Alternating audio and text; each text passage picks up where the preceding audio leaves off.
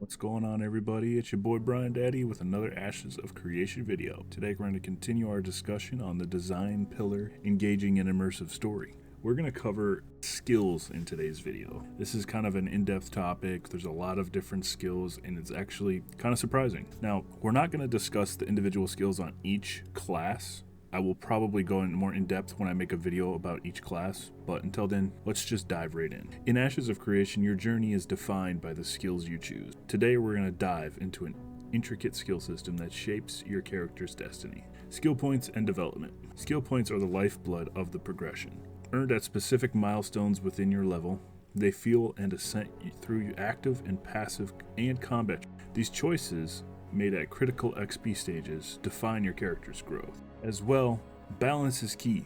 Choosing between unlocking universal skills available to all classes or diving deep into class-specific abilities, it demands a strategic foresight because you can choose one or the other. So each decision will shape your journey in Ashes of Creation. You can choose to be more universally skill-focused or class-focused, and that is what makes you being able to identify with your character so cool. Not each character is going to be the same. Again, we can get into a meta discussion, but I think that is very cool how they... Now, in terms of respecking and skill customization, respecking isn't just going to be a click away. You're not going to be able to just change on the fly. Adventuring to go reallocate your skills will probably need to be done, where you'll need to visit a local town, and it's going to foster, the gravity of your choice. When you decide, hey, do I want this skill? Know that you might not be able to change it for a while, and it crafts a unique playstyle, and it demands commitment. I think it's very unique, and I'm looking forward to seeing how Ashes of Creation implements and decides to design that as well. Crafting your arsenal is an art. Each player's action bar is their canvas, selecting from an array of many different skills. They do say that there might be upwards of 30 to 40 skills per archetype that could define your combat identity. And I think there's a difficult balance there, because you do want there to be a lot of skills within the game, but you also don't want it to feel like bloat. Many games try to find that balance. I think a good balance is having a solid rotation, being around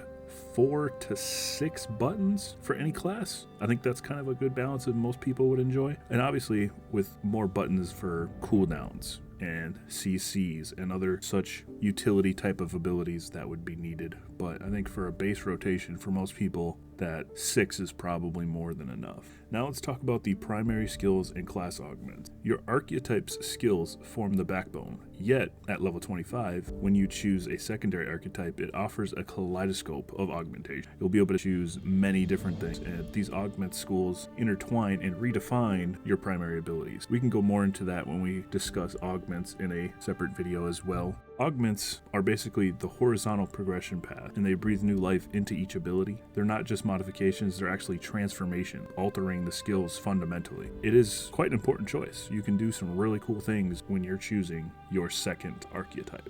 Now let's discuss weapon skills and combos. Weapons aren't just tools. They're a symphony of passive skills and proc effects. The combo system, it choreographs the combat. It harmonizes with active skills to amplify their impact. Now let's discuss weapon skills and combo. Weapons aren't just tools. They're a symphony of passive skills and proc effects. Their combo system really choreographs combat, harmonizing with active skills to amplify their impact. These procs also may reduce or reset cooldowns on underskill on the hotbar, so just the whole attacking and weapon skill and combo system, it's going to create a certain dynamic that's interesting and unique. And certain rotations will ensure the best chance of triggering a weapon proc, but there's no reliable way to ensure that a proc activates. Weapon progressions such as set bonuses may change at what level any proc effects occur. And dual-wielded weapons count as a single weapon type on the weapon skill tree. Players can't spec into weapon skills on their weapon skill tree, also referred to as combat skills, in the combat tree, based on their preferred weapon type. So you can choose which weapon you would like to play, no matter which class. Certain higher end weapons will have active abilities, but the intention is that these abilities will not radically redefine the way the archetype is played. Basic attacks are, the foundation of combat. You're going to be spending a lot of time doing them, and they differ across all the weapons. Their synergy with the weapon use combo system paints a canvas of dynamic combat animation. Let's talk about passive and universal skills. Passive skills, the silent allies, fortify your weapon mastery and augment your statistics. Meanwhile, universal skills, accessible to all, shape a player's combat prowess. So you'll be able to, your choice on universal skills, again, will depend on if you want to pick more of your archetypes skills or universal skills, allowing you to be more free and have good mobility, things of that nature. Passive skills are always usually good. It's good when a game has some, but you don't want them to become sort of blanket skills that, well, we're going to nerf this class by this percent or this passive by this percent. The balance will definitely be important with those abilities. Let's talk about combat dynamic. Combat in Ashes of Creation is a dance. Abilities and counterplay intertwine, while crowd control, directional attacks, and mobility dictate the rhythm of battle. The whole combat itself is very unique. Having the ability to use both action and camera combat really kind of changes how an MMO should play. This combat targeting and mechanic, this hybrid combat system is interesting. Toggling between action and tab modes shapes your engagement. Precision targeting or skillful freeing, each choice alters your strategy. And I think a lot of the people who play Ranger are going to kind of lean towards that action camera. It's going to be cool. I'm interested to try both. I did play a little bit of it in Alpha 1, and it was pretty unique, unlike any other MMO I've played. Ashes of Creation is definitely going to be one of the most unique. Ashes of Creation is definitely going to have its own style and its own combat that sure might mimic others, but I think is definitely going to have its own identity. So different classes of weapons that we have. There's going to be blunt, slashing, and piercing weapon. Picture blunt being your maces, your hammers, slashing being your swords, your katanas, and piercing being, your daggers and your spears. And essentially your weapon attack cone will be based on whatever weapon type you're using. All weapons have a forward attack cone regardless of being tab or action, and the cone's arc and distance is based on that weapon type. This is described as a weapon attack and not an active skill, so there's difference there depending on what kind of buffs you're looking to buff your skills or your weapon attack. And it was previously stated that cleaving will be a class ability for some classes. In terms of combat abilities, the aspiration for combat is for the abilities to have corresponding counterplays. So they will essentially design, if one ability is good, they're going to design another ability that is a counter to that. So, the goal is to have special animations for parrying, blocking, and evading, and that'll be pretty neat. Let's talk about crowd control. This is something that can be a very polarizing topic. I'm looking forward to hearing what your guys' thoughts are. Go ahead and drop a comment, and while you're down there, hit that like button, Just tell me what your thoughts are on CC and what you think about it in games.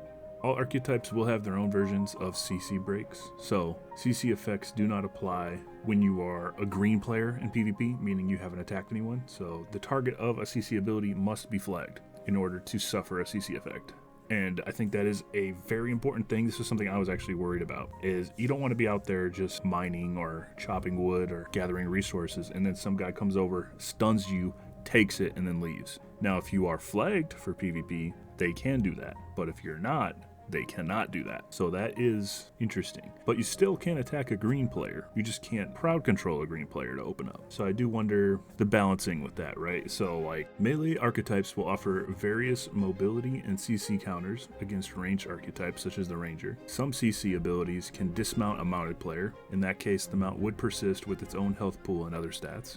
In the current Alpha 1 testing, mounts are not separate from the player. They also did say that summoner summons will be able to use crowd control. And then here's some information that some of the following information has not been recently confirmed by the developers and may not be on the current roadmap for development.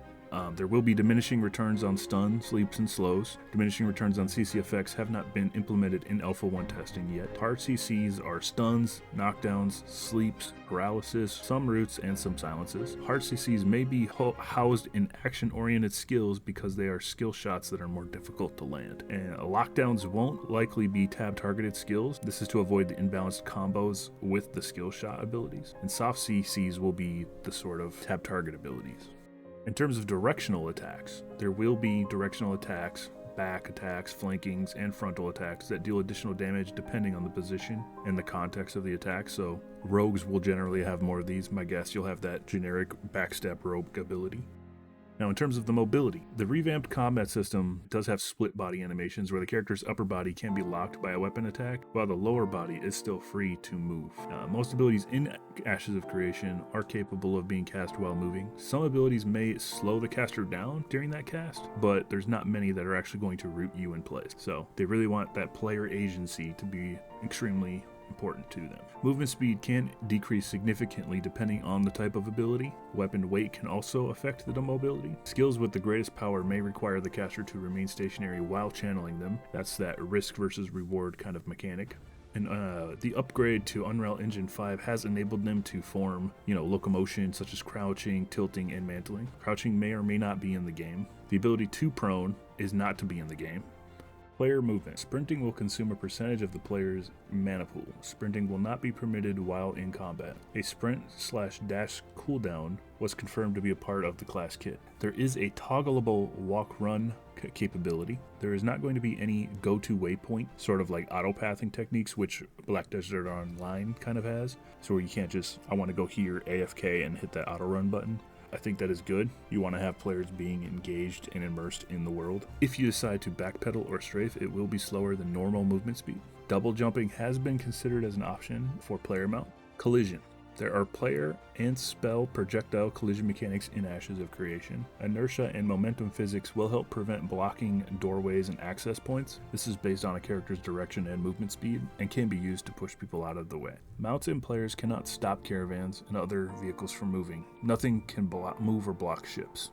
Specific ranged skills will have a pushback effect, but this is not inherent to all ranged abilities. Player collision inherently limits the number of individuals that can be affected by AoE skills, and not all projectiles will be able to be body blocked. Dodging. Evasion moves such as dodging and weaving will be present. Developers are considering the inclusion of dodging in a subset of universal skills that apply to all classes. Dodge rolling type skills were previously housed in the action skill set of agile classes such as rogue and fighters. The developers will be testing the use of separate energy mechanics for universal skills in the upcoming Alpha 2. Dodging will not use iframes, invincibility frames, but it may affect the accuracy of mitigation stats when used. Previously, it also was stated that hybrid combat will likely have true evasion skills relating to action-oriented combat, and also have iframes that apply to tap targeting. Active blocking. Active blocking is a universal skill that applies to all classes. Active blocking is present in Alpha 2. At present, the developers are using a universal stamina-based energy system, but they will be testing the use of separate energy mechanics for universal skills in Alpha 2. Shields are better for active blocking, but any melee weapon can also be used to parry with a lesser amount of mitigation. Some abilities may be able to overcome, surpass, or even cancel active blocking. Picture if you had, say, a spear and you did a large lunge attack. You might be able to get through a block with that, would be my guess is something that they would implement. Previously, the developers had not finalized designs for active blocking and were leaning towards using more of a traditional buff-oriented universal damage mitigation for the MMO, but we're also considering the interaction between action-based blocking and passive block stat. Interrupts. Abilities with a cast bar can be interrupted during the cast. There are abilities to counter interrupts, and some interrupts are better than others. I'll get into that in more detail when I talk about the archetypes individually.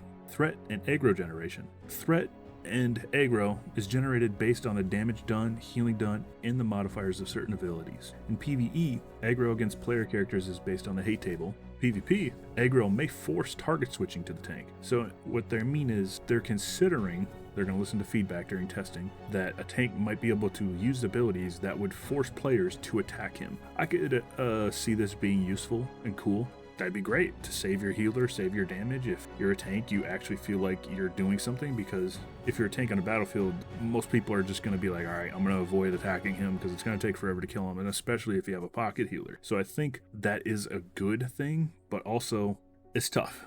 It's very tough. I'm definitely going to be giving them feedback and testing it when it comes around. Detargeting is the act of removing hate and threat from the enemy. There will be a taunt skill available at higher levels that what has been previewed in Alpha 2. And in Alpha 0 testing, there was a single target taunt skill, and it was called Hatred. People had questions if animation canceling would be a thing in Ashes of Creation. Animation canceling will not be a combat mechanic in the game, but players will be able to cancel channeled abilities. Now, people wanted to know if there would be RNG elements pertaining to the class stats. There will be RNG elements pertaining to combat relating to stats such as critical hit, evasion, and blocking chance. RNG does play a role in both PvE and PvP, and action combat is far less dependent on RNG. AoE skills. AoE skills will have some form of diminishing returns that will be tuned based on testing and player feedback during Alpha 2. Player collision with other characters will inherently limit the amount of people that can be affected by an AoE, so you're not going to be able to just stand in the middle of a war and own everybody. Because of all the collision, you're only going to be able to maybe hit 5 to 10 players, depending on the sizes of these AoE. Combat targeting. Hybrid combat refers to the choice between tab and action combat, and they will have the ability to toggle between the two. The default button will be Z. It allows the player to switch between action and tab combat modes. The action camera mode is tied to the player's reticle. There will likely be a hotkey that, when held down, will allow free camera movement in action mode. In the future, the user will have the ability to choose different reticle appearances. Targeted skills require either a soft or hard locked target. Soft locking is when the reticle moves over a valid target while in action mode. The targeting plate will appear slightly grayed out and indicate that the soft locked target. If the reticle moves away from the target, or the target moves away from the reticle, the target is lost. Hard locking is when a player uses the right mouse on a soft lock target in action mode, or when the player selects a valid target in tab mode. The targeting plate will not be grayed out and will indicate the hard lock target is selected. Unlike soft locking, if the target moves out of the range, the target is not lost. Tab will still cycle between hard lock targets in action mode based on the proximity priority. I know I just gave you guys a lot of word jumble there. Essentially means if you're in action cam, if you're hard locked onto a target, you're not going to lose the target when you tab to another one. Templated skills allow blind firing without a target while in action mode. If the entity moves into the path of the attack, they can be struck. Templated and targeted versions of skills will have different characteristics. Targeted skills will be grayed out if the target is not within valid range, but templated skills will generally require the player to assess the correct range for that skill. Different ranks of the same skill can change the skill from tab to action or vice versa. Variables will change based on the version of the skill that is chosen, so you can choose damage, charge up time, accuracy, evasion, crowd control, cooldown, energy consumption, or cost to spec. Attack range will likely remain the same as it is driven by the weapon or skill itself, and also the following is information has not been recently confirmed by the developers but may be on the current roadmap.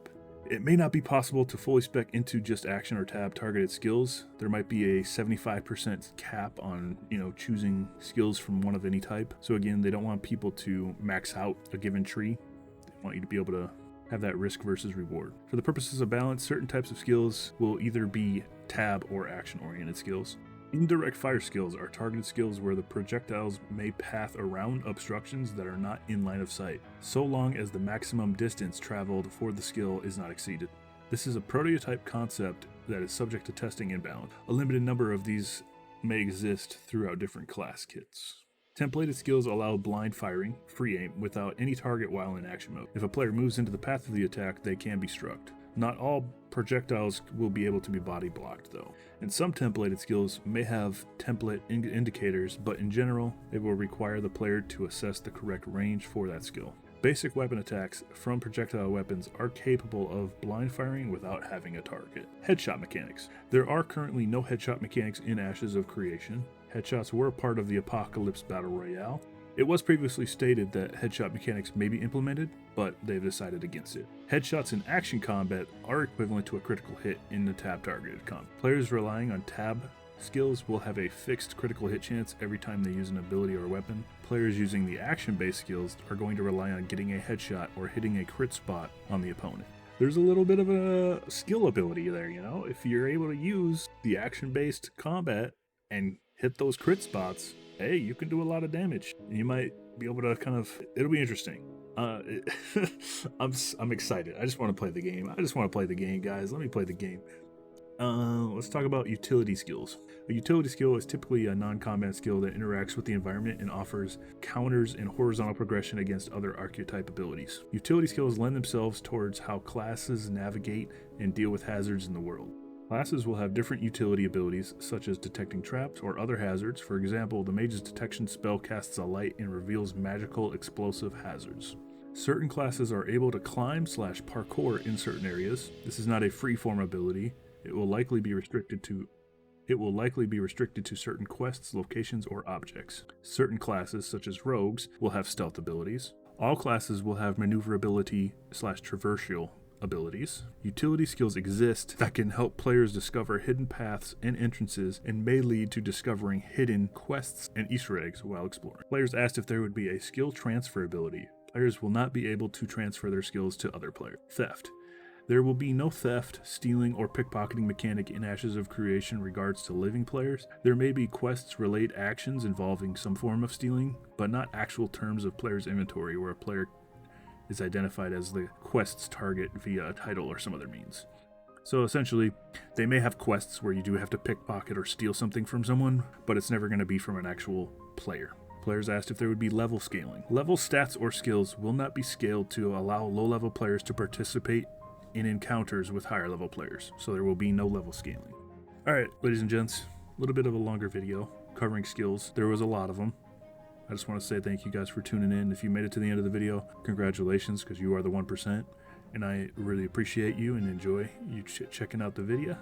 Make sure to hit that like, subscribe button, and I will catch you guys in the next one. Peace.